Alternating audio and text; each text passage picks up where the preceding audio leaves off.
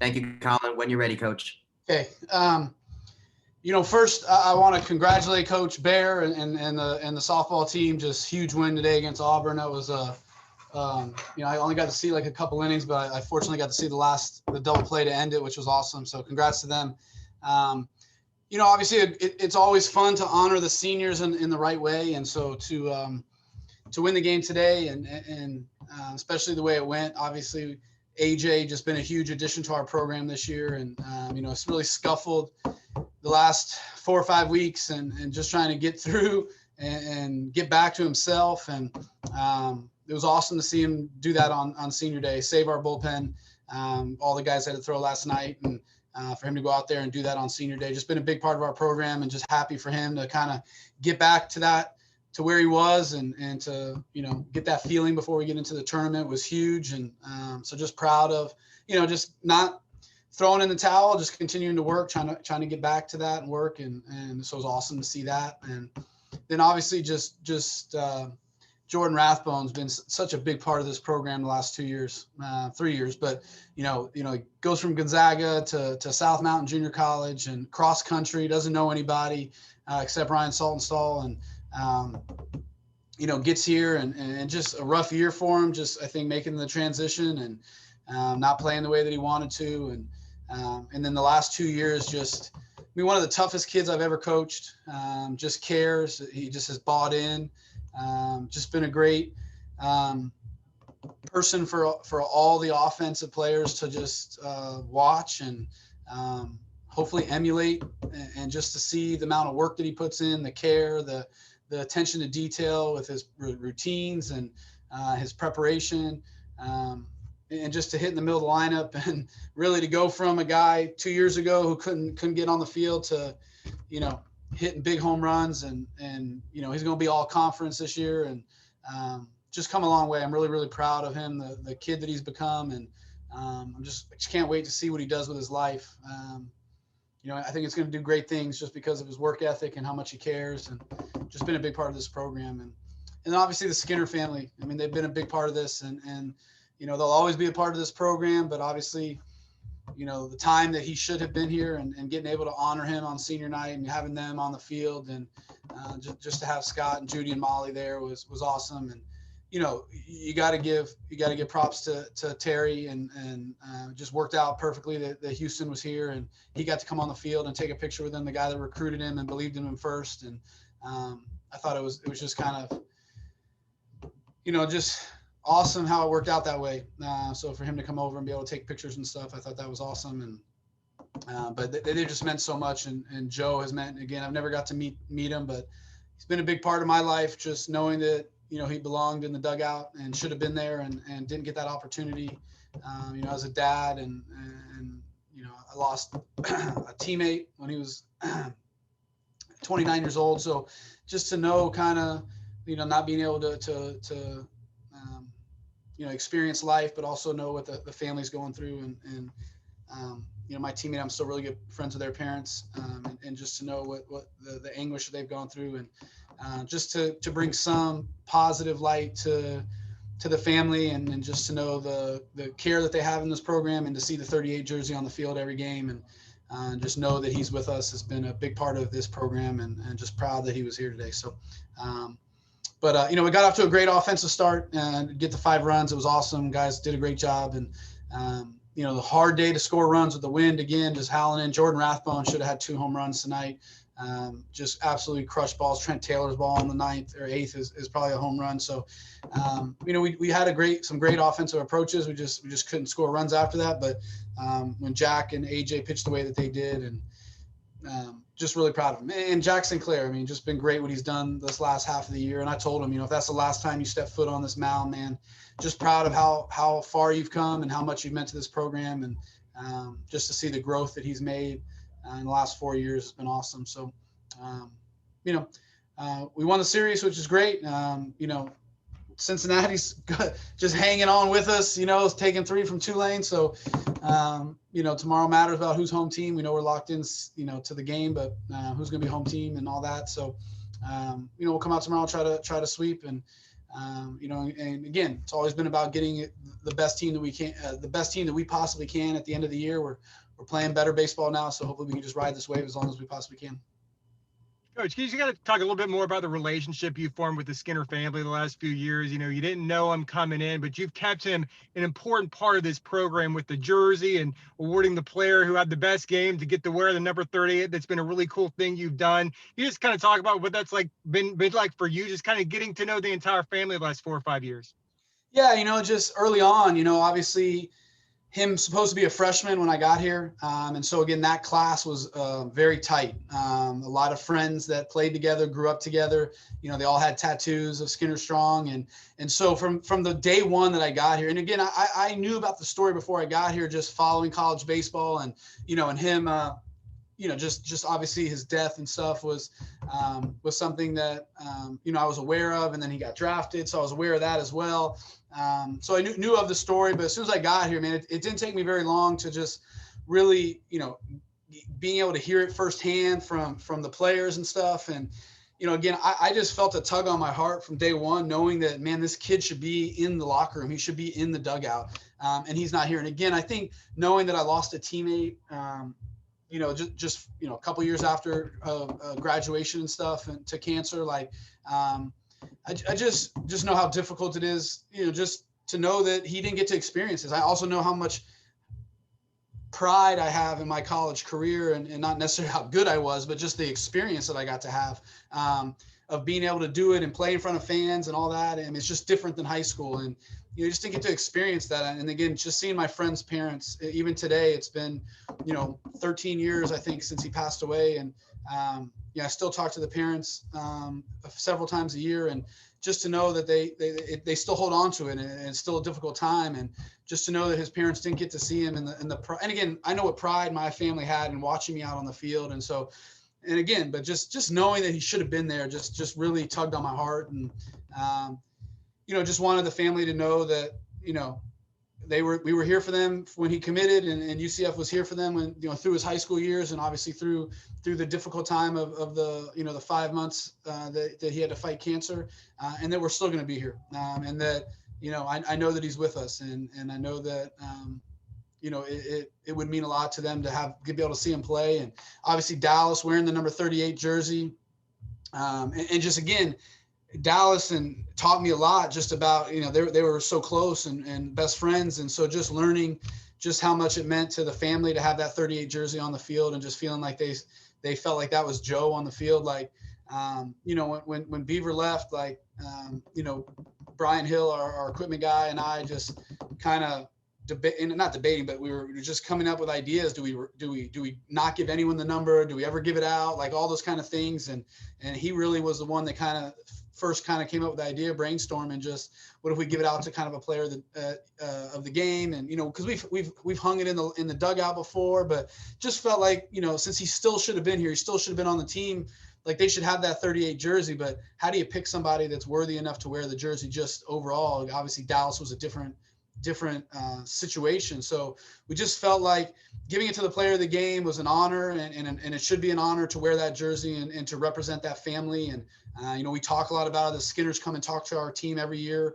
And again, Dallas was the one that we talked about it, was like, hey, like, or Joe Sheridan was the one that really, when we first decided to do this, kind of stood up and said, look, man, like, you don't disrespect this jersey. Like, there's a certain standard that you need to live or to play the game by, because this is you're playing for, like, as Joe Skinner on the field, and his parents are here at every game, and you better represent the right way. And it doesn't mean you have to get hits or strike people out, but you're going to play the game hard, and you're going to make them proud that you're wearing the jersey. And I just think it's resonated, obviously the things we do on Skinner night, and, on his birthday at Tulane, we all wore the shirts and the hats for practice.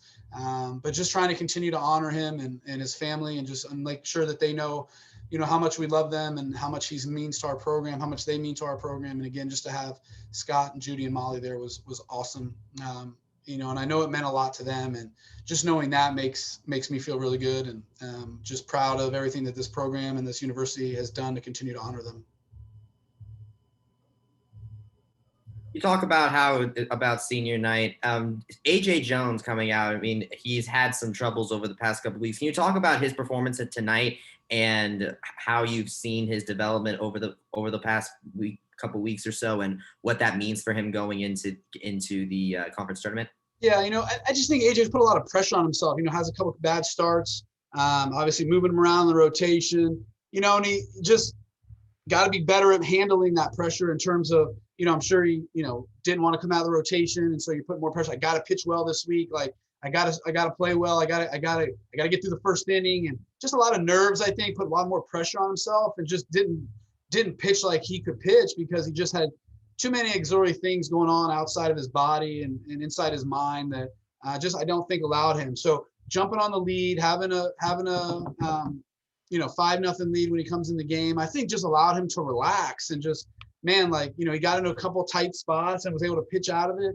Again, those are the things that he hasn't been able to do lately, where he's gotten into some tight spots early in the game and given up a home run or a big hit to clear the bases, and then just let it snowball. When you get a 5-run lead, it's a lot easier to be able to, hey man, like if I give up a couple here, no big deal, like just attack. And so I just think the runs allowed him. He just got to do a better job of understanding that you can't control that stuff. You just got to pitch like you got to lead and not worry about giving up runs. The way to not give up runs is to not worry about giving up runs. And the minute you start to, oh my gosh, bases loaded, if I give up a hit here, this is going to happen. That's when things don't move the way they're supposed to. The body doesn't move the way it's supposed to. The ball doesn't move the way it's supposed to. And you don't execute the way you're supposed to. And so I just think the 5-run lead allowed him to kind of take a deep breath and say, okay, like, if I give up a couple runs here, we still got the lead. Just go out there and be myself. And so I think that just gave him the comfort. He was able to go out and kind of pitch the way that he pitched for the first half of the season. So, but just proud of him again to get that confidence going and to understand, man, you're the same guy. You just got to go out and compete and pitch, and forget about everything else. Don't worry about the score. Don't worry about what's on the line. Just worry about executing pitches. But I think it's a good thing for him to do that going into the tournament. Because we're going to need him. If we're going to win this thing, everyone's going to need to step up, but especially him and Kenny and obviously the bullpen.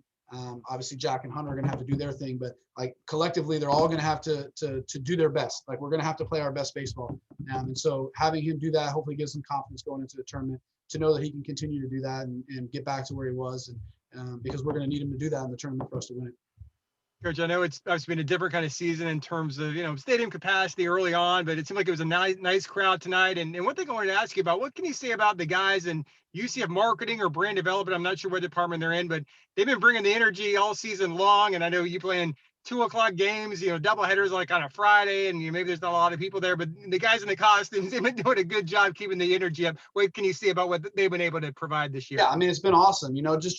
I just feel bad because, the whole reason why we have them out there is just to try to get the crowd more into the game and understanding, like, when you got 2 strikes, like, let's make it uncomfortable for that hitter. Like, let's get into the game. And so, we just kind of decided to try to spread people out through the stadium and try to, get people to kind of follow in their footsteps. And obviously the crowds, they haven't been as good as they normally are with everything that's been with the restrictions and everything. But tonight's crowd was great. And those guys are working their tails off and really putting a lot of energy. And, again, it's probably not nearly as enjoyable when there's not as many fans there, but they're never quiet. They keep doing their jobs and, just hoping more people in the crowd will follow them. And that's basically what they're there for. So just appreciative that they show up every day. And, it can be, I guess it can be kind of embarrassing, and it can be, wearing the chicken suit or whatever, like, and it can be, just the same thing every game. And like, man, like, there's nobody's following us, or there's not a lot of fans here, but they never seem frustrated. They never seem like, I can't believe I have to do this. Like, they just do it, and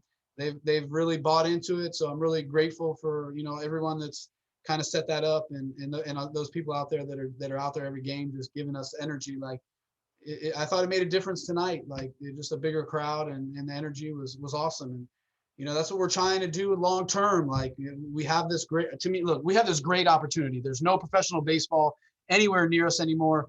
Daytona's the closest place. There's no minor league baseball. Like, this is a baseball town. Like, we should be able to draw thousands of people every night, no matter who we're playing, no matter what the weather is, no matter what time of day it is. Like, I believe we have that opportunity here. I mean, that's part of the reason why I'm here, and it's something that I've been pushing. And, just excited for the future to be able to do those kind of things and just get more people in the game the crowd, make this a home field advantage. Like we're 3-11 or 4-11 in one-run games. Those home games, like that matters. Like the crowd matters. Like making a difference, making it uncomfortable for the opposing team. And we went to Tulane last week, and they had again, they sell alcohol at the stadium, which is huge. But they had kids that were all over our kids, and they were just screaming. They stood right next to our dugout. They had to be warned several times. I think several of them got kicked out. But you know what? It made it really, really difficult to play. Now, it was also awesome, just to be able to play in those atmospheres. Those are the things that the kids are going to talk about for the rest of their lives. But it also makes it really uncomfortable. It makes it difficult, and it can be annoying, and it makes it hard to play. And you want that home field advantage. You want to make it difficult on the other team. You want to give our guys that extra motivation or that extra lift, and be able to help us get through the big moments and whatnot. So those marketing guys are helping it, but we are a baseball town, and we're the only baseball show in town. And I believe that this is a great product that I think a lot of people just unfortunately don't know about. And if we can get people here and realize what a cool atmosphere it is, what a cool place, and how great our kids are, and how hard they play, but also how involved they are with the kids, and signing autographs and all that kind of stuff. And I think we can make this place special. We just got to put the time and effort and resources into it. Coach, you talked about how the wind has made scoring runs in this series a pretty difficult task. So what made the bottom of the first inning different from the rest of the game? Because you guys managed to get a pretty good amount of runs in there. Yeah, and they only gave us 2 free bases. In college baseball, Coach Tom just talks about all the time, like, to put up crooked numbers in college baseball, you usually don't bang the ball around the park a lot. Like it's a walk, a hit by pitch, an error, a couple hits, and then a big hit. Next thing you know, you're scoring some runs. They only gave us 2. And we knocked out 5 hits in the first inning, but guys just going up we had a great game plan and a great approach to that guy, being able to see the sinkers up and be able to stay through the middle of the field, to kind of neutralize the off-speed stuff, especially his changeup. And we just stayed in the middle of the field, a lot of base hits up the middle. Again, we weren't you can't try to hit the ball at the ballpark. You just got to try to get the next guy up, find a way to put the barrel on the ball, hit up the middle of the field. And so we were able to do that. And really, again, we just jumped on them, and that was awesome. We needed it. And again, it gave Jack and especially AJ the breathing room they needed to go out there and be themselves and just go out there and compete and execute pitches. What does it mean for you guys to have your first shutout since April 3rd, I believe, against USF? I don't know. I have no idea. The pitchers will probably, it's the last one of the year, so usually we get pitchers BP when we pitch shutout. So I don't know if we'll have time this time, but I'm just glad to win the game. We've been pitching really well this weekend. So shutout, 1 run, it doesn't matter. I just want the guys to pitch well and be confident and believe in themselves and kind of be on a roll as we go into the tournament. So it's just good to see us playing good baseball on all 3 facets. We played great defense. We made 1 error, but Alex Freeman made some great plays at shortstop. Ben McCabe, picking some balls at first, making some great plays. So just all 3 facets playing the game well right now. So I'm just more happy about that than anything else. You talked about Jordan Rathbone earlier, while you talked about his off the field, I just wanted to ask a question about his on the field performance. I took a look at the stats real quick, and half of his home run total has come within the last month. Yeah. Well, what's it been like watching Jordan Rathbone through this last month of his college career?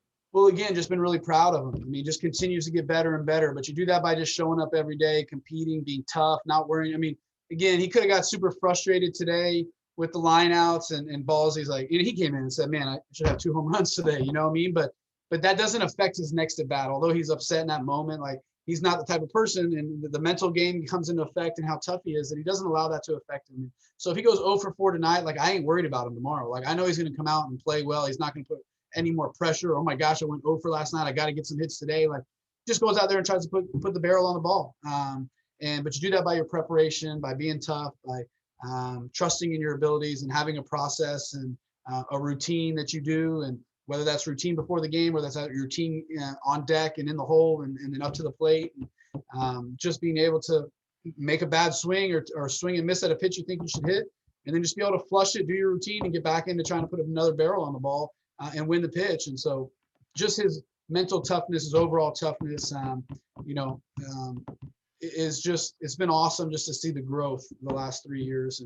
And again, you can't say enough about how much he means to this team. And he's put us on his back for a lot of the offensive stuff. To be able to have 14 home runs and hit 7 of them in the last month, like, just been been the heart and soul of our offense. And, this team isn't anywhere where it is right now if we don't have him on our team. So just grateful that he puts on a Knights uniform every day. I read in the series preview that you also honor Kenny Serwa tonight, and he's going to be pitching tomorrow. What are you looking to see out of him in your last regular season game? I mean, the same thing. We just need to get him rolling. He's pitched okay, but hasn't pitched as well as I know that he can. And obviously, being hurt in the fall and early on in the winter just has kind of stunted that. But he's a guy that's been through the ringer and pitched in college before. So I just want to see him come out and execute pitches.